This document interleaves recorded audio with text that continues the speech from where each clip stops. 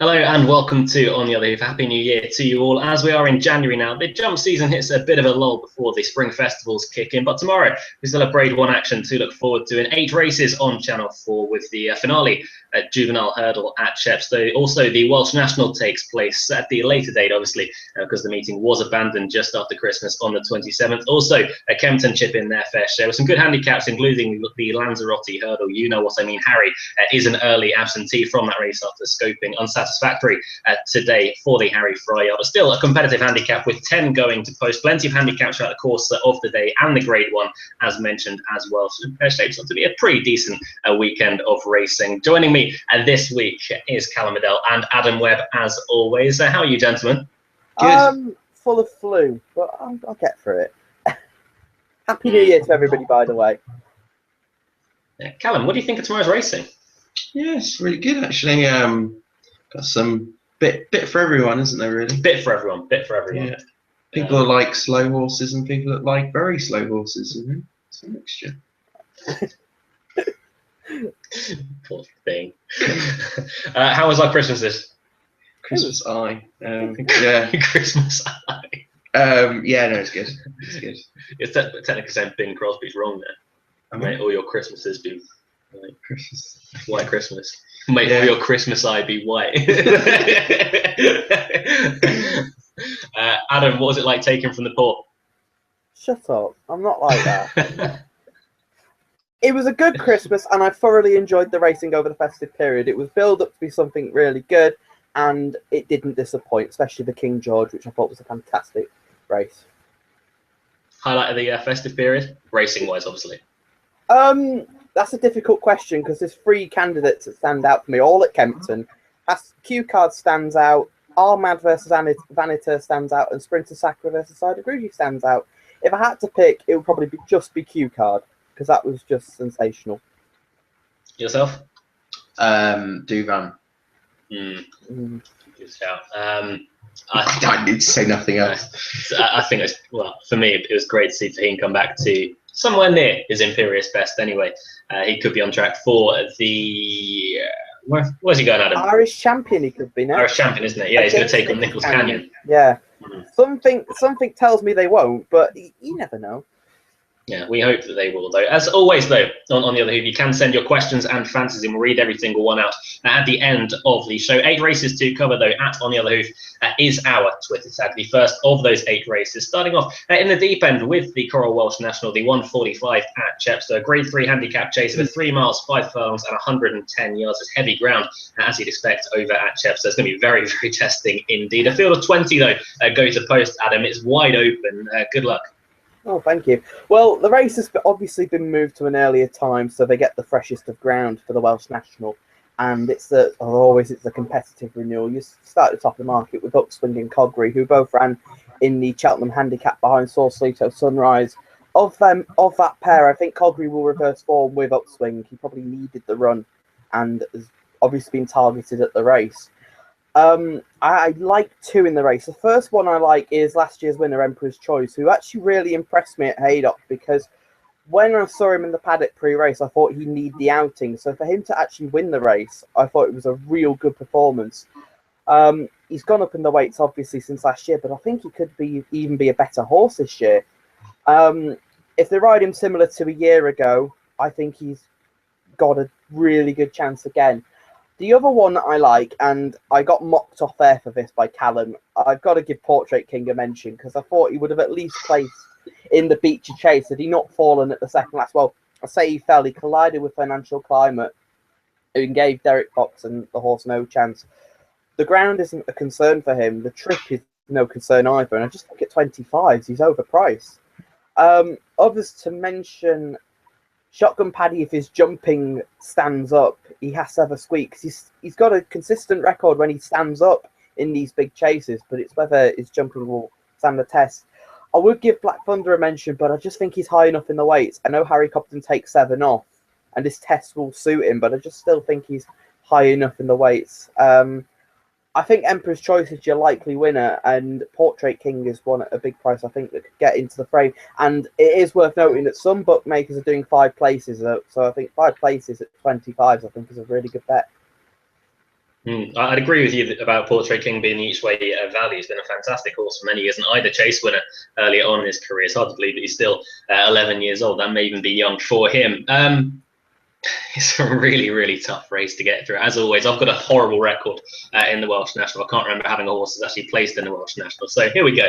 The only one that I could really fancy with any sort of strength, and I hate myself for it, is Shotgun Paddy. He was a pretty decent die catcher at Cheltenham last time out. The race working out fairly well with the likes of Perfect Candidate coming out and winning at Cheltenham on New Year's Day. The race seemingly looks a lot stronger than I gave it a bit of credit for just after it happened, but Shotgun Paddy does have that one flaw, as Adam mentioned, and that's his jumping. If he makes mistakes, he's got no chance around Chepstow. If he jumps sufficiently well, then off a mark of 1.45, he's still got ability to prove much, much better than that mark would suggest. The ground's going to be fine. The trip's going to be absolutely fine for Shotgun Paddy. It's just whether he can find any sort of rhythm in the jumping department. I think Portrait King would be worth every single chance each way. Bob Ford, another one that's been thrown around by quite a few people. Bob Ford either pulls up or wins seemingly. The ground will be fine for him, though. He stay absolutely all day. Again, he's another one who just needs to find a rhythm. 1.33 doesn't look to be beyond him, but for me, I'll be siding with Shotgun Paddy. Whether it be a betting race for me, I'm not 100% sure. It's not been a happy hunting ground for me in the past. Yourself, ever had a Welsh National winner? No, I don't think I have. I have to say, my tally did fall down quite a bit. Back in Giles Cross every year. I had a really good run for my money last year. I backed to one at a massive price. I can't remember the name of it. Glenquest. Yeah. That ran a cracker. Massive monster. Yeah, travelled like the wrath of God. There's a lot to consider, isn't there? I mean, there's so many horses that stay about 6 miles, and I think you're going to need to in the ground tomorrow. It's just going to be a brutal, brutal race. I mean, there's 3 horses I see at the head of the betting in Upswing, Coggery, and Mountainous. And Upswing is by far and away the one I'd fancy the least of those lot. I just don't like him for it at all. I don't think he's a horse that's going to relish this sort of test, personally. I think it's going to be a massive ask for him. Coggery, I can understand why he won his sole start at Chepstow. He shapes as if this sort of test will really, really suit him. So yeah, I can understand that. And then Mountainous obviously won it a couple of years ago, and seeing as Kerry Lee's just rejuvenated so many of these horses in the yard after taking over, could he be another one? It shaped really nicely in the London National last time, but it's returned to heavy ground at a track that obviously we know he loves to run at, and the cheap pieces seem to have revitalised in this season. He's actually been quite short in the betting on every start, but I think this is the time. I mean, if he's going to run a big race, if he is rejuvenated, it's going to be tomorrow, isn't it? So, yeah, I like Mountainous. There's a lot to consider. It wouldn't surprise me if 10 or 11 of these, or one of the 10, 11, 12 horses in this, I could see winning it. But I'll go for Mountainous. Yeah, a wide open Welsh National, as always. That's the first of 4 races that we've got to cover at Chepstow. 4 coming up at Kempton now as well. Starting with the 2 o'clock, the WilliamHill.com Chase, a listed race over 2.5 miles and an extra 110 yards. The Whateleys won this race 2 years ago with Captain Chris. Border Success took this last season as well. They're represented, the Whateleys anyway, by Wishful Thinking this time around. But it's Putty Zig, Adam, who's your odds-on favourite for Paul Nichols and Sam Twiston Davis. So that's such a good day at Doncaster this afternoon. Finally, they've needed really good days. They had a double on New Year's Day after no winners over the festive period. I don't know what's wrong with the yard. It's just really puzzling. Some of them are running their races, and then there were others, like Sylvanarca Conti and the King George, who clearly weren't right or weren't running their races. Pity Zig and Wishful Thinking obviously opposed in the Peterborough Chase last time out. Wishful Thinking went off too quick in front, but if you look at it, he got the same ride the year before when he won the race. But he just blatantly set it up for Pity Zig and Alpha. Pity Zig, I think, would have been second best had he not fallen at the last. He should win. He is, for me, the best horse in the race. But the worry is whether his jumping will stand up. Normally, he's a sound jumper, but he has the tendency to throw in a mistake. Wishful Thinking, they probably won't go as quick with him in front here. But it is between these two. I don't see Triolo Delen troubling knees, having had almost over a year off. And I think he'll need the run. Of the pair, I just think Pity Zig, if he stands up, I think it'd be too good for Wishful Thinking. It's not really a race to get involved in. It's just you hope Pity Zig gets round safely, and you can have more hope going forward for the rest of the year. Yeah, I know the plan was, well, a side plan anyway, maybe even plan B for Putty was to go to the King George, but the fall in the Peterborough Chase put him back from that. Whether he'd gone anyway, would he have stood up in the Peterborough Chase? That remains to be seen. But for a horse that's had one fall, you can always forgive that. That was at Ascot last year with Putty Zig, but a second fall, it begins to come into the back of your mind. I don't really regard Putty Zig as a bad jumper whatsoever. I think he was just very tired last time out behind Alpha Off in the Peterborough Chase. Whether I'd want to back him at 1-2 tomorrow, that remains to be seen. At the same time, I wouldn't want to back Wishful Thinking at 11-4 or Shirley Delen at 7-1. It's not a betting race whatsoever for me. A three-runner race, anything can happen. We know how the race is going to be run. Wishful Thinking is going to try and make all. If Putty Zig's good enough to catch him, then he will. Shirley Delen will have other targets further down the line.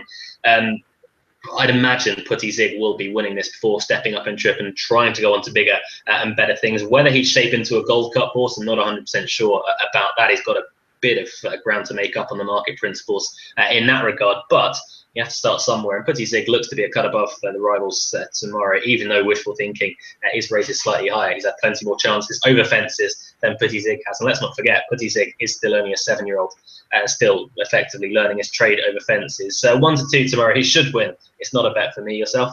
No bet race. I wouldn't want to talk much about it. I mean, if you had to put a gun to my head, I'd probably actually go for Wishful Thinking at the prices, because he went off far too quick in the Peterborough. He came back before then and looked, he still had a lot of ability at 13, and he will test Putty Zig's jumping. So I'd be slightly tempted him. He's also, he's won on heavy ground. He's won at this time of year before, so it's not really. It's quite a poor turnout for this race, to be honest.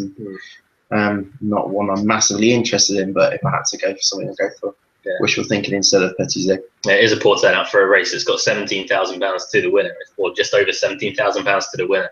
For only 3 to turn up, it's a bit disappointing in that regard. But a decent 3 it is. On to the Grade 1 now for the day. The 220 at Chepstow, the coral.co.uk Future Champions Finale Juvenile Hurdle. A Grade 1 over 2 miles and 11 yards. 8 have turned up this year, Adam. It's a race that throughout the years, the class of it has been a bit indifferent. Bristol Demai took this out last year before, not really going on to see his best for the rest of the season. He's made into a decent chaser this year, though. Adrian Dupont, he could be one to follow in those footsteps.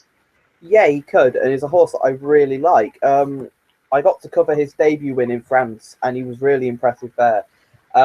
He's finished second on the track twice, but obviously got the first of those in the Stewards Room when he was unlucky behind So Royale. So Royale beat him at Cheltenham. The concern I've got with him, I know he won on soft ground in France, but Paul Nicholls has not won this race before, and it's a point I'm seeing from Callum there, but I just think that really testing ground may not see him at his best, and there's potential for something else to improve in the race. Someone like Kustar Savola, who was second behind Wolf of Windlesham at Cheltenham last time, and he was another one that was bought from France by Nick Williams. So I think he's the one with a decent chance. If there's one at a price that I think could go well, if she handles the ground, Forgiving Glance, who was second behind the beast that is Jer's Girl, who was so unlucky at Christmas at Leopardstown. If she handles the ground, I thought she jumped well last time, and I know she's beaten a fair distance, but at the prices, I think she could be worth a couple of quid each way. I'm going to side with Kustar Savola because I think he'll improve on that. Adrian Dupont, I'm just not convinced about him on the ground.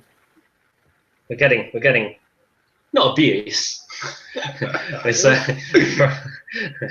from Gary Woods saying, bless Luke Elder and Adam Webb 121. Doing their level best to make a truly awful Saturday's racing sound good.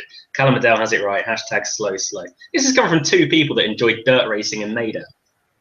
Yeah, they're not slow though, are they? Slow. Well, I like the Welsh National. I like the Welsh National. Some people don't. You just completely contradicted yourself. Look, we've lost 3 viewers now. Because I mentioned Maida. That's why. As soon as you mentioned dirt, people were like, oh. Well, they're back. Chepstow. Yay, game 1. And they've gone. That's our fun for the day, anyway. I'd be seriously disappointed if Adrian Dupont wasn't winning this tomorrow. So Royals also hold in very high regard for the Triumph Hurdle coming up at Cheltenham in March. I don't really think Adrian Dupont should have been awarded the race at Chepstow 2 outings ago. I think he was beaten very much on merit, and he was put away pretty nicely by So Royale. However, if So Royale turned up here, he'd be odds on. It's as simple as that.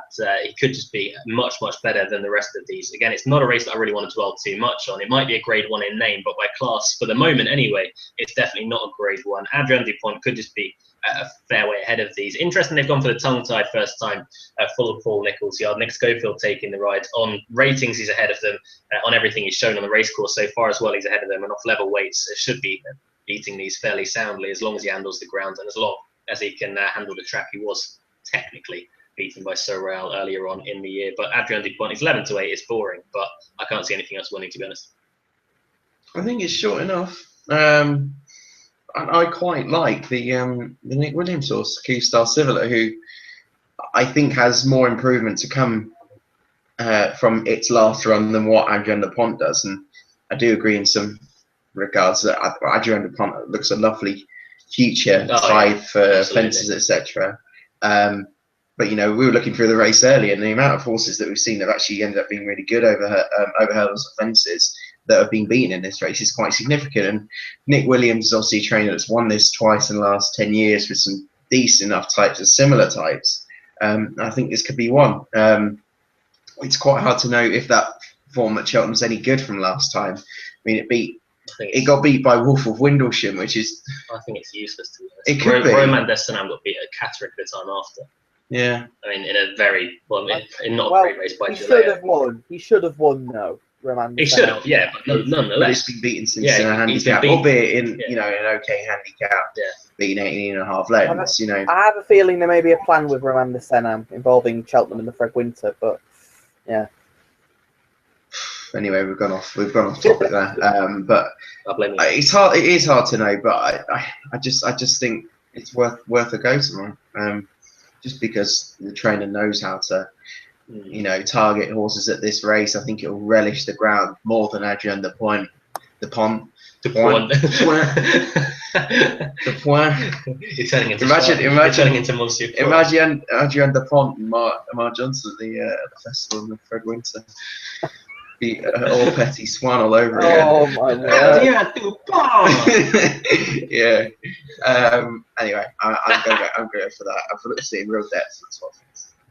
As always, Callum Adele, informative and funny.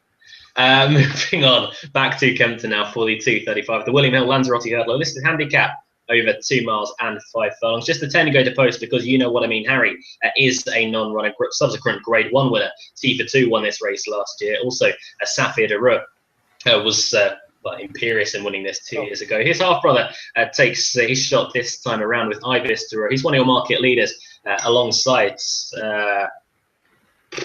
Bivouac, that's the one I was looking for. Bivouac and Ibis de Reux heading the market. Not a great segue, Adam, but go on. Oh, cheers. Well, Ibis de Reux was a horse I put up to follow at the start of the season, and I was really pleased with his comeback at Newbury, where I thought he'd need the run, and it's the first time he's shown not a high head carriage. The hood and the tongue tie obviously helped him, and the step up in trip obviously brought about improvement as well. And they did say that they did consider going chasing after that, and I think it's significant that they come here rather than go chasing. And obviously, it's a route that has been tried and tested with Safir de Reux. I think off 135, I still think he's very well handicapped, and I think he is the one to beat in this race. Bivouac did win nicely last time out, but I'm concerned if there's any more rain at Kempton. I don't think he really wants deep ground. I think he wants it better than what is advertised maybe tomorrow. Of the rest, Brother Ted is interesting. I thought he ran really well behind Rock on Ruby, not given the best of rides. They let Barry Geraghty dictate his own pace on a horse that has a turn of foot and is a former champion hurdle winner. I think he's very interesting tomorrow. And there are some at bigger prices you can make cases for, like Unace. Kim Bailey was very sweet on his chances on the line on Monday evening. And I did make a slight case for Deep Trouble at a big price. If he actually completes. The problem with him, I mean, he fell over fences behind Rivata Valtat and he would have been third best. But his best performance over hurdles came when he raced at 2.5 at Punchestown, where he demolished a really good handicap. If he's in any sort of form, I think 33s he could make look a really big price. I will also say I am slightly disappointed that, you know what I mean, Harry has scoped badly. In fact, if he'd have been running, I would have actually said he was the one to beat, because Harry Fry has placed him so well this season. You placed him in that intermediate handicap, or the conditional jockey's handicap. He didn't go up in the weights for that. He then won at Newbury, and then he's won a grade 2 and only went up a pound in the weight. So it's really good placement by him. Ibis Thoreau is the one to beat here, and it'd be interesting to see where he goes after this. I hope he can win tomorrow. I for what it's worth, I do agree with you. Ibis Thoreau is a horse. I've said to you up until his last run that he doesn't look the most straightforward at all. He had a horrible head carriage last year. He just looked. He looked like he had a lot to learn, I think is the best way to put it. But the headgear with the hood and the tongue tie have seemingly straightened him out. He ran a cracker last time out behind Royal Guardsman. 4-1, it's short enough, but the Nichols Yard seemingly after today at Doncaster back in a bit of form. Sam Twiston Davis with a treble on the card as well. I think Ibis Thoreau will be the one to take. He'd be my main idea of a winner. I wanted to back Brother Ted, but remember then he's qualified for the Potemps final at the Cheltenham Festival. He's also rated 153. He ran really well last time out. Al Ascot in much better company than this behind Rock on Ruby. He's seemingly not good enough at that grade, but off 153, if they've really got Cheltenham in mind, they wouldn't want to be winning this race and completely ruining that mark again. I think if there's an each way bet in the race, it would be Delarca, who's still well handicapped of 142. Didn't run that badly in this race when not off a yard last year. And that was off a mark of 145. He's £3 lower this year. If he really put him into the race this time around, then he could take some beating with cheap pieces on for the first time. 16-1 could just be a little bit too big with Delarca. But for win purposes, I take Ibis Thoreau. Disappointing that, you know what I mean, Harry isn't here. Potentially, Jeffrey Chambertin might not turn up as well, leaving us with just 9 for the Lanzarote hurdle. Would be very disappointing. But nonetheless, I do think Ibis Thoreau could turn out to be a fairly nice sort further down the line. Delarca would be the each way play for myself. You don't introduce me anymore. You just look at me. Now Callum Liddell's going to talk. Thank you. I've already had a bet in this race. I had a bet anti-post on the advice of someone that's a lot shrewder than me. Back Bivouac. Who's that? Just someone that on Towers. Is it? I can't reveal my source. And yeah, they told me to back Bivouac, so I have backed him at a slightly bigger price. I think he's got a solid chance looking at his form. I was kind of hoping this was going to be a well-run race with a big field where he could be, you know, covered up and come with a late run. But I don't know if he's going to get that tomorrow. If it's going to be potentially 9 runners. But even so, I think he'll handle the ground well. And he's a fairly lightly racehorse. I don't really think we've seen the best of, particularly over this sort of trip. Because, he's only been around this trip once. It's a slightly longer trip tomorrow. Ibis Thoreau, I get the feeling it's a tricky horse. The fact that he had a hood and a tongue tie on last time definitely has some sort of quirks, but at the same time, it's a well-bred horse that could be very well treated. But I prefer others. I think Yala Enki, if that gets an easy lead, could be very, very dangerous. Also, I think it's taken a little bit of time to come to its own. I thought it was a really good run actually at Haydock in the fixed brush, because they went a pretty good gallop in that race. I think he'll get an easy lead tomorrow, and my head is actually saying that I will probably back Yala Enki. And Charlie Deutsch has done really well on the limited amount of rides he's got this season, for Venetia Williams in particular. I mean, she's used him recently. And, he's a really good jockey. I don't really know why he doesn't get the opportunities, because he's a really good jockey. And I think if he gets the fractions right in front tomorrow, I think that could be a very interesting horse. They're 2 for me, Yala Enki and I've backed Bivouac, but I do actually fancy Yala Enki more, to be honest. Yeah. Bivouac / Yala Enki for Callum Liddell, both Ibis Thoreau for myself and Adam Webb. As we go back to Chepstow now for the 255, the coral.co.uk money back if your horse falls. Novices limited handicap chase. So for 2 miles, 7 furlongs and 131 yards. The 8 runners go to post here, Adam. And the title of the race, really, is decent advice to yourself, isn't it? Shut up. I don't like these type of offers, though. I think they're ridiculous. Oh, don't get me started. There's all these people that ask for refunds because their horse fell over halfway through a race. That's the part of betting, isn't it? Oh, anyway, it's not really a race that I've really concentrated on considerably, but there is one that does stand out to me, and it's Jenny Surprise, who ran a really good race last time out behind Warrentor at Lingfield, when stepping back up in distance over fences. The ground is no concern to her, and it would be nice to see her win because Alan Lee of the Times had a share in her, and he sadly passed away before Christmas. And I think she's reasonably treated in this race. I think Warrentor is a decent recruit to fences, and at the prices, I think she's the one to beat. Others to mention, Racing Pulse is another one I mentioned. He's been really disappointing. I think he's had his problems. He didn't jump well on his chase debut and was slightly disappointing last time out as well. It's not really a race I want to get involved in, but if I was to have a bet, I think Jenny's Surprise would go really well. It's not the classiest of races, is it? Saying that, last year it probably wasn't the best either, but Cobry won the race. He's now running in the Welsh National this time around. So I thought if there was a bet in the race, it would be Racing Pulse. I agree with you slightly, Adam. 8-1, I think, is a decent each way price. He's a much better horse than this grade. He just hasn't shown it yet over fences. He should really make up into a chaser. He's got all the build, all the attributes to make up into a pretty nice chaser. Johnny Burke takes the ride. He's also got another ride in the card in the Welsh National for Rebecca Curtis. A mark of 130 shouldn't be beyond him whatsoever. Wizards Bridge is a horse that I like, but he's creeping up the handicap once again. A good second at Newcastle last time out puts him up an extra £2. It may just be tough enough for him on this ground and in a race like this as well when it's competitive, maybe not classy, but Racing Pulse would be my idea of the winner. If I were to have a bet in the race, which I'd say it's unlikely that I would, Rebecca Curtis' yard now back in much better form than they were when Racing Pulse ran his first 2 races of the season. Had a little break now and comes back after 74 days off. I think Racing Pulse would be my idea of the winner. Definitely an each way bet, if anything, in the field. Now we're going to have a bit of a preview from my wonderful co-host and time form idol, Callum Adele. It's just no. Then don't complain. Don't complain. I remember this race last year actually because Tom Scudamore gave Smiles for Miles an absolute shocker from the front. He went off about 1,000,000 miles an hour. And, on heavy ground. Yeah, it was a really bad ride. Salt of Grey's top on our ratings, and I realised it's a Donald McCain horse, and I flatly refused to back any Donald McCain horse, even though he's got Barrier Guarantee on board. But it is very well handicapped. It's been let off very lightly for a win last time. And obviously you've got a very good jockey on board, so I can understand why that's favourite.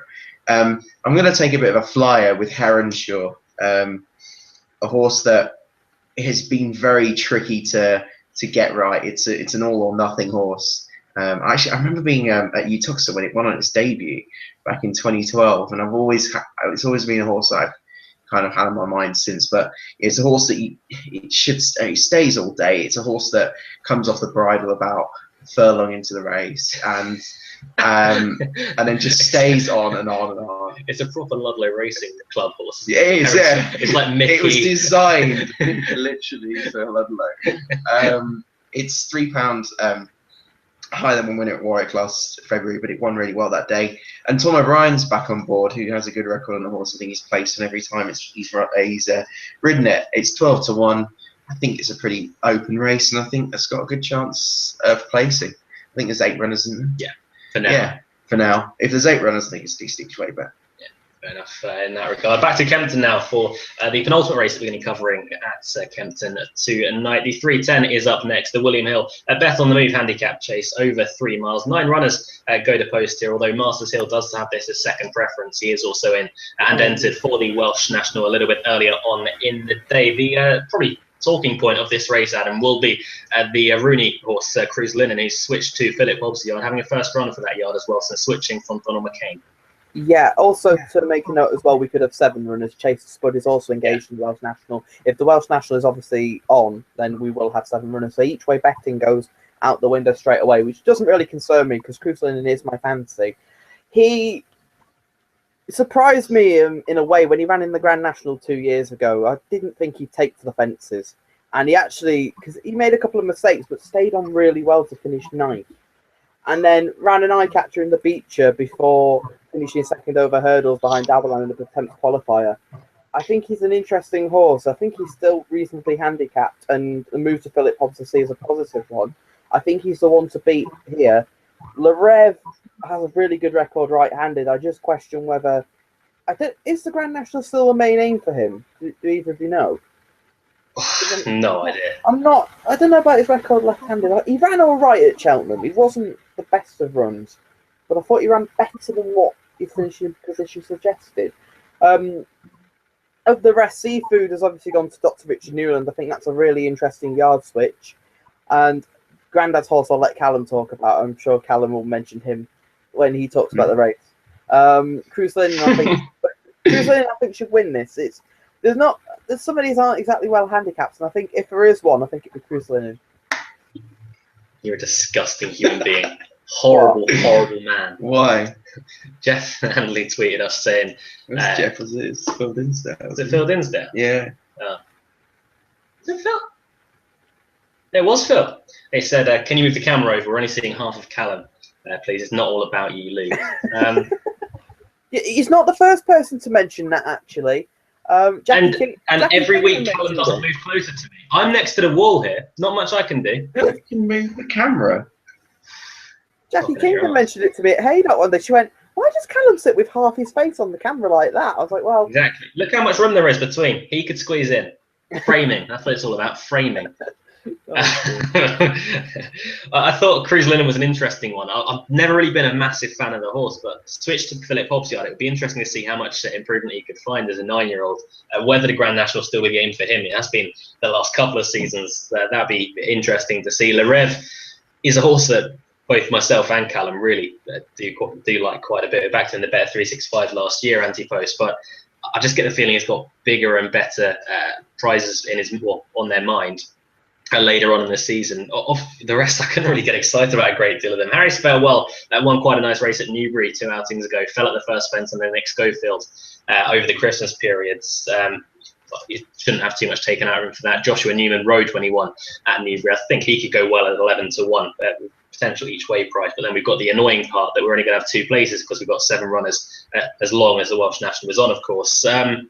Cruise Linen, if he can find sufficient improvement, then he'd take all the beating here. If I was going to have a bet, it would be Harry's Farewell each way. But again, it's not really a race I want to get too heavily involved in. It's probably a race to take a few notes down for the future and maybe try and influence something further down the line. But for me, Harry's Farewell for tomorrow. And now from my esteemed co-host and time-form idol, Callum Adele, what do you think of this race? I don't think it's a case that Cruise Linen needs to improve. I think he's chucked him. Isn't he not chucked him? Yeah, he is. He just needs to run to what he showed for McCain at one point for a better trainer. Saying that, I don't think he wins. Right. I don't know. I think it's a strange one. I mean, a few of these horses have come from McCain's yard. I can't really remember any of them. Have any of them won first time up? DeSoto County has. The Last Samurai has. First time Most up. of them have shaped well. I mean, Diamond King obviously. Shaped not. well, yeah. But I mean, it is a quirky horse, isn't it? And I do get the feeling there's maybe, I don't know, another aim somewhere. But the yard are in great form. I don't know. I quite like Shangani, who's a pretty quirky horse himself, but his efforts at Kempton have been really good. Last time he was still going pretty well behind the Last Samurai, and he slipped up, didn't he? Yeah. Before then, second in the same race the year before, whereas second to Un Artiste back in February 2014, third to King Edmund in January 2014. So he seems to run his race more often than not at the track. He's dropped to a good mark. He's a tricky horse that doesn't win often, and he has been price-wise, so that's another negative. But the price has gone slightly, but I'd be relatively tempted by him. And I think a lot of them make very little appeal, personally. It's not the strongest Saturday race, is it, to be on Channel 4? It's not even the worst race we've covered tonight either, which is... Give it time. Well, we've got 2 more to go. 2 more. Back to Chepstow for the 325, the Coral.co.uk. Best price guaranteed on horse racing handicap chase. Congratulations to Coral. Thanks for that. 2 miles, 3 furlongs, and 98 yards. 7 horses go to post. It's a pretty decent event, this. Well, for myself, Adam. Targo Trail beat Mon Successor last time out. Seemingly is a novice going in the right direction, but at 6-4, that could be a bit short. I think it is pretty short. He didn't jump particularly well. I thought, well, Mon Successor, we had the idea then he was a bit of a bridle job, and then he went and proved that completely wrong when he won at Ascot. when given the Bright Rabbits, Sam Twist Davis. I just think he's too short on the basis he's gone up a fair amount in the weights, and I just think his jumping was a little suspect. He'd probably need more experience over fences, and I think he'll do well in this sphere, but I just think tomorrow, I think he's a very short price. Fourth Act is a very interesting contender. He was second last time up behind Double Shuffle, who I think is still a reasonably handicapped horse. And he won at Carlisle. I was there that day, and the weather was disgusting. The ground was horrible, but he really went through it well. So that all goes well for tomorrow at Chepstow. And of those at shorter prices, I think he'd be the likelier winner. But I'm going to take a chance, whilst I respect Fourth Act. I am going to go with the outsider of the field, Quincy de Picton, who has won this race twice before and tends to run his best races when he's fresh, and he's been kept fresh for this. Both of the successes came in this race, and they were both wide margin successes. Harry Cobden takes 7 off tomorrow. If he is going to win a race this season, it will be tomorrow. And I just thought when I looked at the price, I thought 16 was a fair price on him. So I am going to side with Quincy de Picton. Fourth Act to be the main danger. I'll let you talk about Fayette County, Luke. And is there anything else? Oh, yeah, Going Concern should have won last time out at Cheltenham, but the Pearls legend out-battled him all the way to the line, and I did question his attitude there. So Quincy de Picton, the outsider of the field, why not? I think if he's going to win a race, it'll be tomorrow. Yeah, good luck. There's two You're horses. when he wins. There's two horses I've got quite a bit of time for in this race. The Target Trail is one of them. He's an obvious one. He's 6-4 favourite. He pushed on tour fairly close at Exeter 2 outings ago on tour as a novice. Again, that I've got a great deal of time for going forward to bigger and better things further down the line. He won quite well, cozily over Mons Successor last time out. I don't think Mons Successor really helped himself out on that occasion. He may have even been second best on the day, but a Target Trail at 6-4 would be a bit too short for myself. In the horses to follow video, I put Fayette County up as a well-handicapped horse of offence. It's a bit disheartening that we've taken this long to see him. It's been almost off the track for 365 days as a whole. He is with Tim Vaughan, I know that, and I'm going to get a bit of grief from you for that, I imagine. He had engagements at Kempton as well. He's come here, I imagine, so Barry Geraghty can take the ride on Fayette County. It's whether he's fit enough to do himself justice. That will remain to be seen, especially on this ground. But he could still be a festival horse if he has one more run in between now and March, because his mark of 133 is ludicrously well handicapped. You wouldn't need to put up a great deal to be getting into a festival handicap, but on that regard. But saying that, he's only had 3 he's only had 3 chases. 2 of them resulted in a fall. 2 of them, the 2 falls, he looked like he was going to win on both occasions. He was 4th last time out at Taunton when not really getting the best of rides. Also, it was ever a trip a little bit too short. He was absolutely flying late on in the day. The ground shouldn't be a problem. It was heavy at Taunton on that occasion. It was very testing as well. It's going to be very testing, probably even worse at Chepstow tomorrow. It's just whether he's fit enough to do himself justice. If he is, then there's only one result. He's going to win tomorrow. He just has to stand up. But I just have my doubts whether he's going to be fully tuned up for tomorrow. He would be my selection because the Target Trail's just too short. But Fayette County for tomorrow, definitely want to chuck into your trackers for future endeavours. But a mark of 133 is very much below the ability that he does have. Tim Vaughanyard are in good form. Are they really? They've not had a winner since the 23rd of November. Yeah, but how many of them haven't been Fayette County? Shay. Check and mate. God, stats. I think a Target Trail takes all the beating. It's a Venetia day tomorrow. We haven't had any Venetia days, proper Venetia days in the. We have mini ones. Yeah, little ones. At the start of the season, we had a few. Cold there was March, a couple of that lot. Yeah. It was really early in the season when it wasn't even winter. Unseasonably Venetia. This is proper winter, and this is proper Venetia territory. So I think it's the 3rd Venetia horse I'm tipping up, maybe even in a row. No, it isn't actually. You ruined it. No. Yalaranki though. A Target Trail beat Mons Successors. Obviously, Frank the Form since. I know that Mons Successor is a massive bridle horse, but at the same time, they pulled well clear and it looks good for him. So I think he'll make light of a £8 rise, is it? It's £8, and yeah, he'll win. Yeah, a Target Trail then for Callum. Moving on to the last race that we're going to be covering. We just got a tweet from Jeff Handley about the certainty of the day. The 3:45 at Kempton is the final race we're going to be covering. The William Hill home of betting handicap. We have no idea how many times I say that on a daily basis. Over 2 miles, there are 10 horses are going to post. Adam, the favourite is 4, or representing Chris Gordon, ridden by Tom Cannon, and it's Tara Bridge at 4-1. A wide open handicap hurdle, though. Where's your pin landing? My pin's going to land actually on the top weight, who has some very decent juvenile form. That Stars Over the Seas. His jumping has been suspect. Suspect? Even I know that's a dreadful jumper. Well, when he started out over hurdles, I remember his first run at Kempton and thinking, oh my God, he's a terrible jumper of hurdles. Clearly had an engine, and he was priced up at 16-1 for the Triumph hurdle following that win, which I thought was absolutely ludicrous.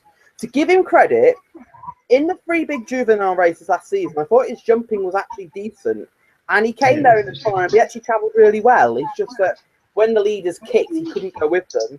Then back on decent ground at Aintree, I thought he ran really well behind All Yours, and then wasn't disgraced behind Petit towards the end. I don't think he was right at Cheltenham on his first start, and I think off 135, I still think he's handicapped to win a decent race. And I think if you want to go to the festival with him, I'm now of the opinion you need to be at least racing 140 to get in some of these festival handicaps. So if I want to go for something like the county with him, he'll need to go up in the weights, and I think he is the one to beat here. I will mention Warsinger. Do you two remember this race 12 months ago? Yeah. Oh dear. He won't stay.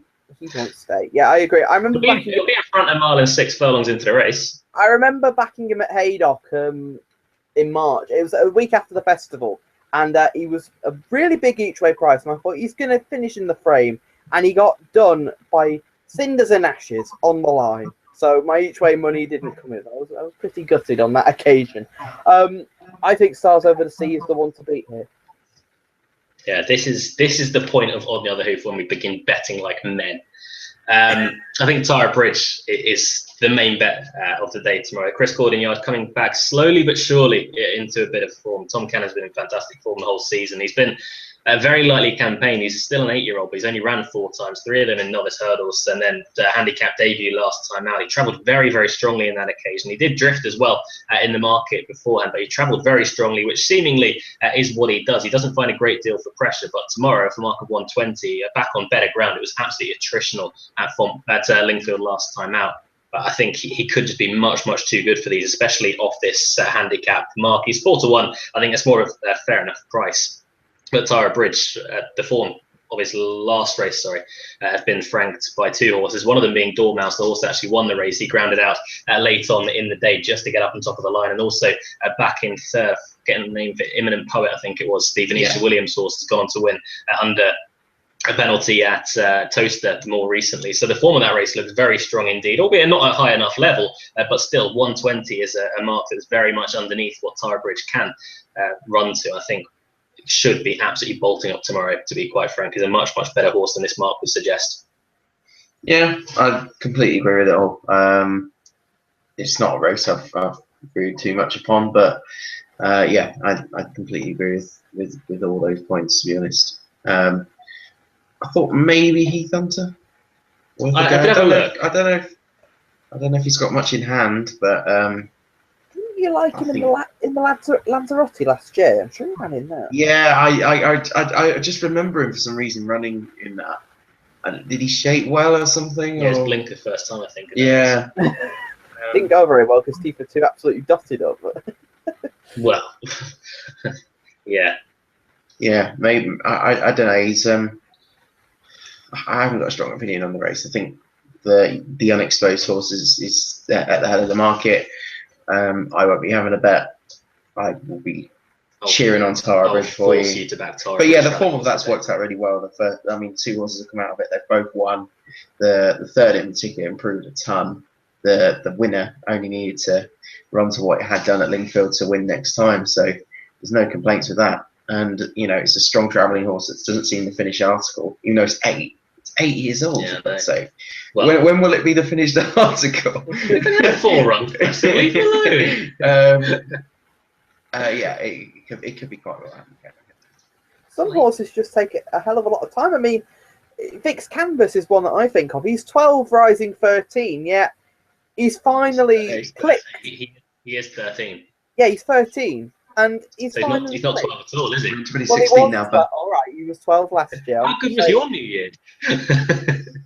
Awful. It did happen. I'm just saying he's 12 now 13, and he's finally hit that stride where he's now in the form of his life. And I know that I think Derek Gamblepunt's asked a question about the Grand National, so I know that Callum's going to mention him for that. So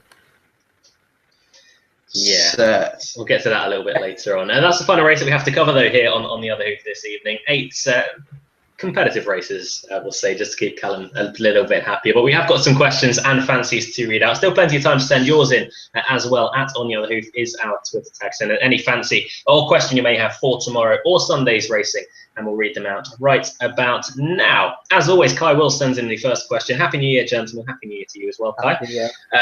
Chances of Sykes tomorrow. Sykes goes in the second race at Chepstow for Philip Hobbs. Kieran Gething's taking off £5.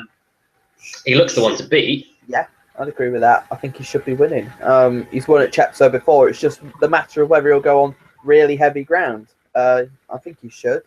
I saw him at Aintree earlier in the season when he dead heated with the John Joe O'Neill horse, who was well handicapped. The name escapes me. Yeah, but he should be winning tomorrow. He should be, really. It's a more than winnable race for him. Guy then goes on to say, which of Graham Wiley's horses do you think is the best chance of winning at the festival? York Hill for me. If he runs the Neptune, I think he'd be the one to beat there. I love him. He's so impressive in the Tolworth. He didn't handle the ground, but he still won like a really classy horse. I think he will take all the beating in a Neptune. Not super easy. It's not really a race I like betting in per se, but the Albert Bartlett, he's got Up for Review, hasn't he? He has, yeah. I can see Up for Review being the horse that could beat Barter's Hill. I thought Up for Review was bloody impressive last time out. He's beaten some decent horses every now and then. Oh, we call what is Barcelona's certainty for the Albert Bartlett, is he? Yeah. They're pretty much the same price. I mean, yeah. Well, in fairness, we were asked for his most likely winner. What's it about that Bart's Hill I just don't like? Grinder. Not flashy. People compare him to Don Poli, and I don't like that comparison. Game and honest. Yeah. He's a gorgeous horse to look at as well. Yeah.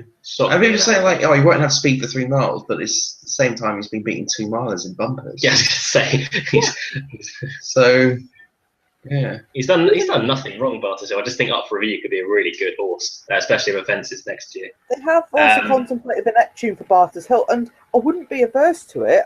People seem to think he's slow. I don't think he's slow at all. I was concerned about him. I was concerned. He's lazy and green. Yeah, exactly. I was concerned about him in the Aintree bumper. I thought something would do him for speed, like Bell's Hill, but he just found for pressure. I love him. He's a really good horse. Phil Dinsdale says that Bell's Hill is Graham Wiley's best chance of winner at the festival. Wouldn't put you off at this point. Bell's Hill's done absolutely nothing wrong. There's something about him that I'm just not overly warming. I think York Hill will be a better alternative than Bell's Hill for the Neptune at this current event. About double the price as well, York Hill. I thought Bell's Hill and then Jumps a Follow, and I haven't backed him for anything. No. I'm just seeing he's really short for the next. There's something about him I'm just not 100% signed up to. Last time out, he was really workmanlike against a pretty poor field. Yeah, not a good race, that. No. The win I'm not fully signed up to his... Yeah. Yeah. Yeah, Cheltenham, did you say? Yes, Cheltenham. Yes. It's good seeing Mullins back with a few horses. He's had a tough time recently. He's had a torrid time. He needs to win it. Lee Armstrong says Colbury should win a race made for him. Should win a Welsh National. Very brave. Best of luck with that. Derek Gamble pun in a question I hate. What are your early fancies for the Grand National? I love that. It's a great question. I haven't given a second of thought about the Grand National yet. I give it plenty. I actually have, because it's my race. I own it, so yeah. that's my chat. I get a kick out of finding the winner before Adam. You did 2 years ago. Oh, I actually agree with you on that one, though. Well, where's my in my shortlist? Fixed canvas. Yeah, it's 50-1. That's the greatest bet. That's not the greatest bet I've ever seen. But I really like Vic's canvas for it. He jumped so well in the beach, and he wasn't fit because I don't think he was fit because the quote before from the training space is saying we're here just to see if he jumps the fences, and the fact he went so close, I think just shows how much ability it has. It just looks a perfect horse for the race, absolutely perfect. I think it'll get in off a nice weight. It goes on any ground, but goes particularly well on decent ground as well.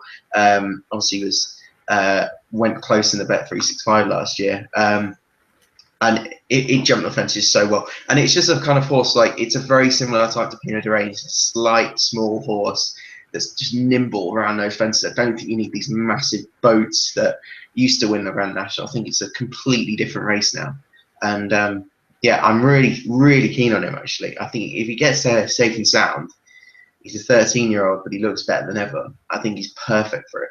People will throw the 13-year-old stat at you. I won't, because he's a rare 13-year-old in the sense that most of them. It's a nonsense stat anyway. A 14-year-old won it 12 years ago. There's a really good argument to that 13-year-old argument. And how many times has Vic's canvas run in the Grand Nationals a 13-year-old? None.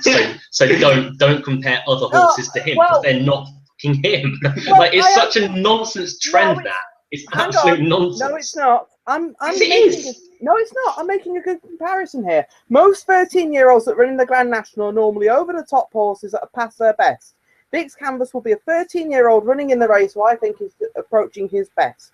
And he is rare in that instance. So there you go. He is different to every other 13-year-old running in the race. Most people will try and put you off him because of his age.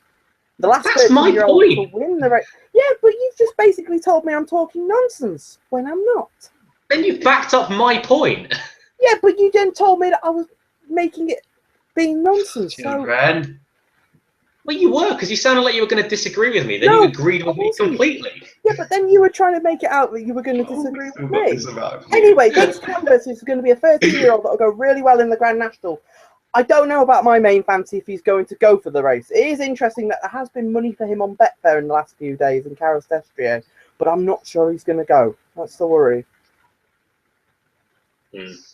Right, moving on. Jamie Brownlow has tweeted in saying, "Have a look at the cards for the Welsh National. 3 for each way purposes: Mountainous, Red Devil Lads, and a big price 4 of a kind likes heavy ground to Harry Whittington. Yards. Best of luck with those, Jamie. Some bookies paying 5 places as well, which is a bonus, as he so well says. Amen to that." Kev the Bunter has tweeted in saying, "What are your thoughts regarding Portrait King at 28 to 1 in the Welsh National, staying on in the beach before falling?" Myself and Adam both give him each way chances. Anyway, Jeff Handley says, all evening to you, sir. Happy New Year. Mountainous for me at 9 to 1. Loves the mud. This has been his target all season. £5 lower today, I assume, than when he won it. Yeah, he was actually off, I think, the same mark. No, he was £5 out the weights when he won it. So, yes, he was. Yeah, he was off 1 through 2. Idle Bay kept him out the weights that year. He was off the same mark as he is. He was off the same mark as he is, but it was £5 out the handicap. Kenneth Bunter then goes on to say, York Hill, Bells Hill, Shanes Hill and Barters Hill, all outstanding chance in the Supreme Neptune, JLT and Albert Bartlett. An interesting each way multiple, played covering doubles, trebles and a fourfold. Best price fourfold, 1,349 to 1. I'd be stunned if Shanes Hill wins any chase around Cheltenham. Oh, I agree with you. Then it's cool levels Jimmy Hill, I think. Sorry. About the way he jumped at Nace, there were some fancy he jumped great, but the second last and the last, if he does that at Cheltenham, I'm sorry, but he cannot be a bet in the JLT. He's got a massive engine. We should have more time talking about Cheltenham than tomorrow's cards. I think that sums it all, this part of the season up. Yep. Wait till next month, Callum, when we're doing Cheltenham previews. All I care about jumps-wise is Cheltenham, to be honest. Callum gets buzzing for Cheltenham. I do love Cheltenham. You were so close to tears when it ended last year. I was. Honestly, he was devastated for about a week and a half. Yeah, because and then the Lincoln happened, so it's all right. Yeah, because the Lincoln happened, then the hangover that's Aintree. The reason he was so gutted was because you beat him in the tipping comp. That's why he was crying. Not because the meeting was over. He wanted another day to come and beat I make a point of it. Jeff Handley tweets in saying, Western Warriors mark of 127 looks very reasonable and looks a decent each way bet at 5 to 1. 5 to 1? Come on, Jeff, you're better than that. Jamie Brownlow says, in the Lanzarote hurdle, I like Western Warrior as well. He's very impressive in heavy ground at Lingford. Then he replies to Jeff, saying he agrees. Best of luck with Western Warrior. Woodford County for Phil Dinsdale in the Welsh National stays all day. Just wonder whether he's got enough class to be winning a race of this sort. Phil Dinsdale then asks, are any of you three going to the Breeders' Cup this year? I'm planning on it. Possibly. Yeah, it's a severe possibility, I'd say. Severe possibility. Saving up has started. But yes. But if you want to meet me at the Breeders' Cup, you do realize I do go racing in England as well. That may be a little bit more practical for you, Phil. You don't have to go to Santa Anita. Antonio Marto is tweeting saying, Happy New Year, lads. Question for you. If you fancy a horse, and it's 13-8, but you think it should be 7-4-ish, do you back it? Yeah. Hang on, what? If a horse is 13-8, but you think it should be 7-4, i.e. slightly bigger, do you back it? No. No? Hang on.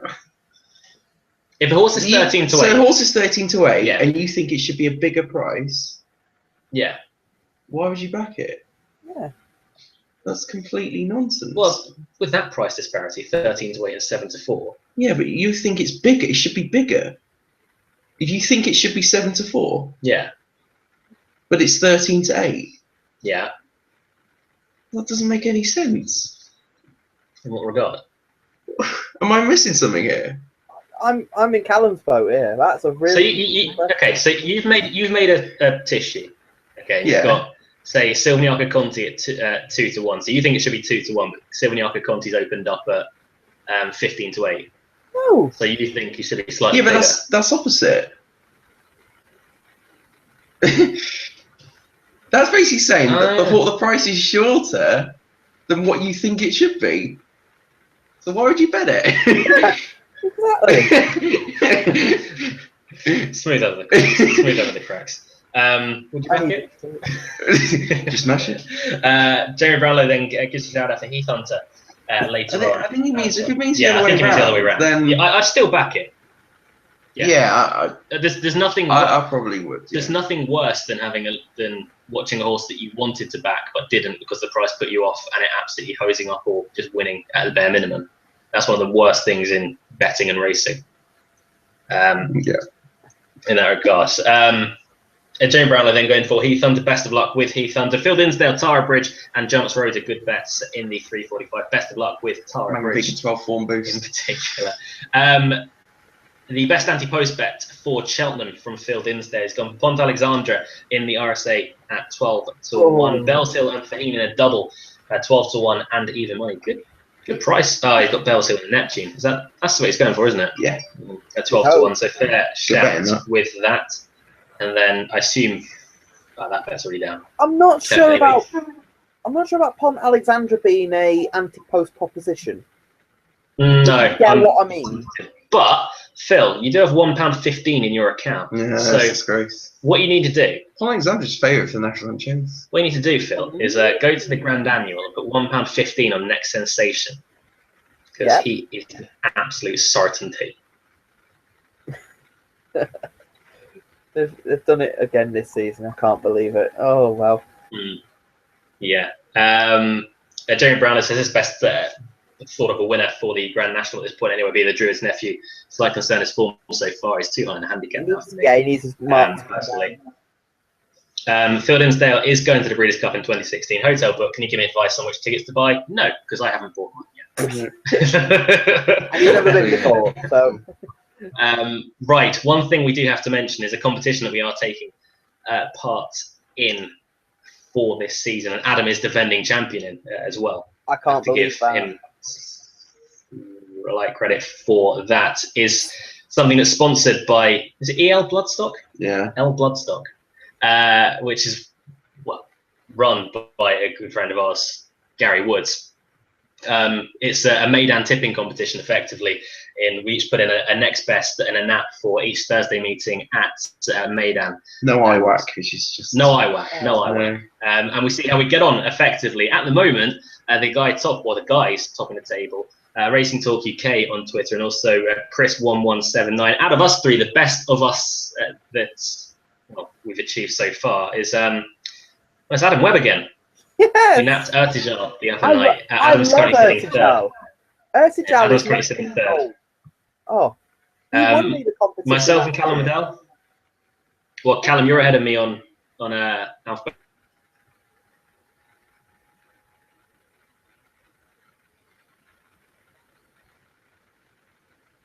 Yeah. What so? That also. But obviously, way we're going to say it. But thank you for the sponsorship of this fantastic tournament from L Bloodstock. Go give them a follow on Twitter as well as at L Bloodstock. Doing great things over there, I'm told by another person.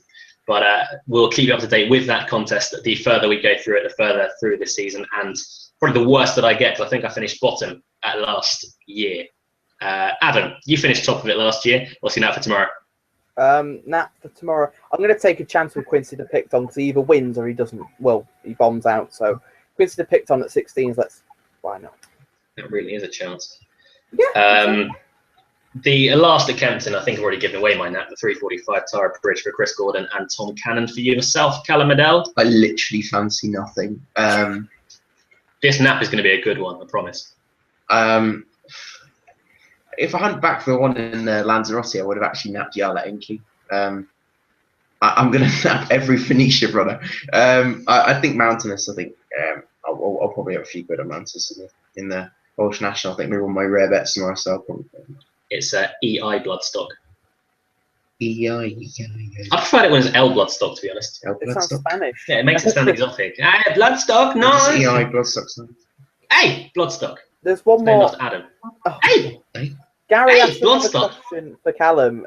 What did he make of Ertijal, and is he Alquas sprint for him? Yeah, that's for the Alquas. Yes, please. Could be. Got a rating of 122, and Soul Power got a rating of 123 for winning last year. So could well be. He's a perfect horse for that trip. I mean, it's just such a proper test of speed, and he's an absolute speedball. So yeah. Very interesting. Was very impressive. Unreasonably impressive in that race. Unreasonably. Yeah, impressive. it could be. It's ridiculous. Alrighties though, they do kind of keep the form at times. When they do get into form, they really do keep it. Then they lose it. And they find it again. Yeah. They lose it again. But they've been in fantastic form at the moment at Treble at Maidan just the other night, or last night, to be exact. Thank you guys for the company this evening and going through the cards, albeit maybe not the most exciting cards of Saturday we'll ever have, but hopefully we found some winners nonetheless. Thank you to Adam and thank you to Callum. No worries. My time form idol. It's full timer for Al-Rahi, by the way. The 4-timer, was it? Yeah, he won the Arabian race. We don't count that. Thank you everyone as well for watching, and thank you to everyone for getting in touch. Hope you had a good new year, and I hope 2016 is profitable for you. We'll see you next week, and we have what are we covering next week, Adam? Warwick, Classic Chase.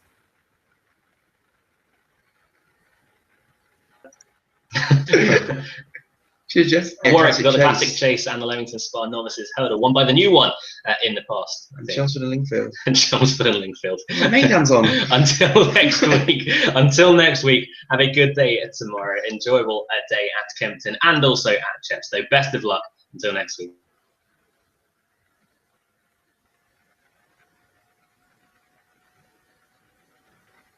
See you then.